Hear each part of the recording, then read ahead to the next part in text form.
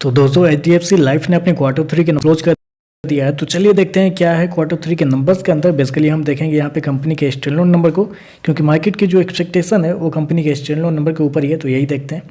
Data lakhs में मैं आपको क्रोर्स में कन्वर्ट करके समझाता हूँ कैसे क्या हुआ है। तो देखिए पिछले साल की बात करें तो पिछले साल में कंपनी का टोटल इनकम 28,440 करोड़ के आसपास था। पिछले साल देखें तो 26,695 करोड़, जबकि अभी देखें तो कंपनी का टोटल इनकम 16,914 करोड़ के आसपास आपको देखने को मिला। तो कंपनी का टोटल इनकम आपको साल दर साल क्वार्टर गिरता हुआ देखने को मिल रहा है, क्योंकि बेसिकली क्या हुआ है कि इस क्वार्टर में कंपनी को इन्वेस्टमेंट कुछ नहीं हुआ है। इन्वेस्टमेंट के रूप में कंपनी को इस क्वार्टर में कुछ ज़्यादा प्रॉफिट हुए नहीं है। 192 करोड़ के आसपास ही कंपनी को इन्वेस्टमेंट के थ्रू पैसे मिले हैं, जबकि पिछले साल 11,370 करोड़ के आसपास का कंपनी ने रेवेन्यू जनरेट किया था। पिछले साल 11,610 करोड़ के आसपास। तो इस क्वार्टर में कंपनी का इन्वेस्टमेंट कुछ ज़्यादा हुआ नहीं। इन्वेस्टमेंट को हटा देते हैं, कंपनी के प्रीमियम इनकम की बात कर लेते हैं। नेट प्रीमियम इनकम जो होता है, तो पिछले क्वार्टर में 16,569 करोड़ के आसपास कंपनी जनरेट किए थे। पिछले साल 15,235 करोड़, जबकि अभी देखें तो 16,771 करोड़ के आसपास आपको देखने मिला। तो नेट प्रीमियम इनकम देखें तो आपको साल दर साल क्वार्टर बढ़ता हुआ देखने को मिल रहा है। कंपनी के APE की बात कर लेते हैं, यानी कि जो बेसिकली इंश्योरेंस सेक्टर की जितनी भी कंपनी होते हैं उसमें APE सबसे ज़्यादा इंपॉर्टेंट होता है, यानी कि एनुअल प्रीमियम इक्विवेलेंट। यहाँ पे अगर देखें तो इस क्वार्टर में कंपनी का APE जो निकल के आता है वो लगभग निकल के आता है 3600 करोड़ के आसपास का, जबकि मार्केट की उम्मीद थी कंपनी के APE को लेकर वो था 3700 करोड़ के आसपास। तो यहाँ पे देखें तो मार्केट की जितनी उम्मीद थी कंपनी के APE के बारे में, उससे थोड़ा सा कम कंपनी का APE आपको आता हुआ देखने को मिल रहा है, जो कि थोड़ा सा निगेटिव है।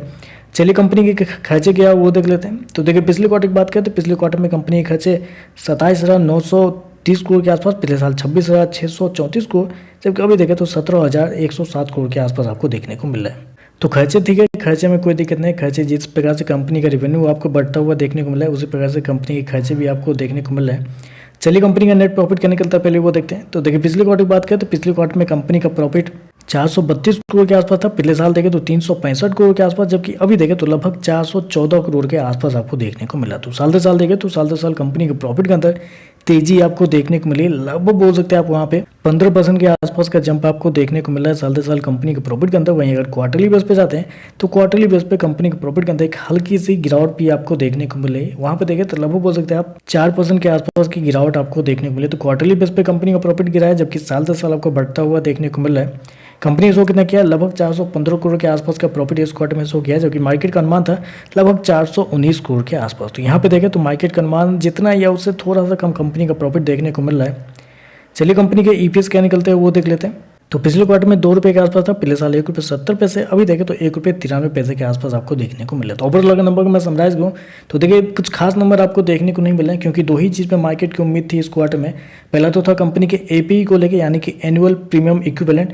वहाँ देखें तो मार्केट की उम्मीद से थोड़ा सा कमजोर कंपनी का APE आपको आता हुआ देखने को मिला। दूसरा कंपनी का प्रॉफिट, वहाँ पर भी देखें तो मार्केट की उम्मीद से थोड़ा सा कंपनी का जो प्रॉफिट है वो इनलाइन या थोड़ा सा कमजोर आपको देखने को मिला। तो बाकी देखते हैं मार्केट का कैसा रिएक्शन आपको देखने को मिलता है।